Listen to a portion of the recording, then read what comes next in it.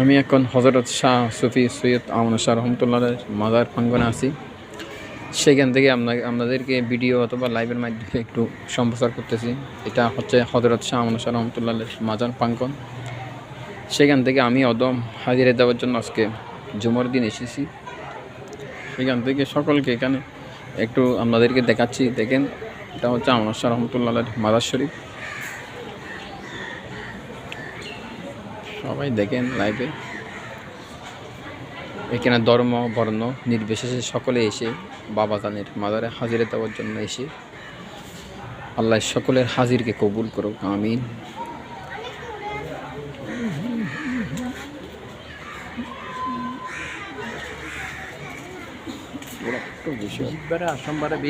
হ্যাঁ, বিশিতবার আর সোমবারে বেশি মানুষ।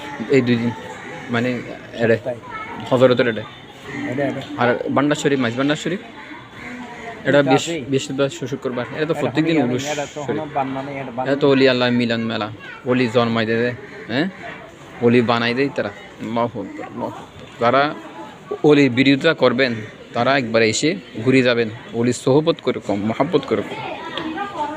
অনেকে আমরা অলিকে কী করি, বিভিন্ন ধরনের মানে কথাবার্তায় আমরা লিপ্ত হই। এগুলো হবেন না ভাই। এরা অজ্ঞাত যারা আছে আল্লাহর অলিরা, তারা কোনো দিনে কী হবে না, অলির সোহবত থেকে মানুষ বঞ্চিত হবে না। আর যারা অলির বিরুদ্ধে আছে তারা হয়তো তাদের কুফল খারাপ আমার মনে হয়।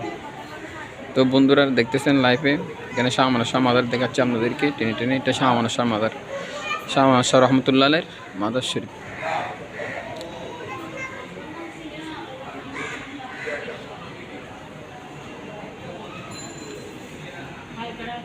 কিন্তু অনেক আগে পুরোনো, বহুত পুরোনো। হ্যাঁ, ওই যে দেখতে অবস্থা নিয়ে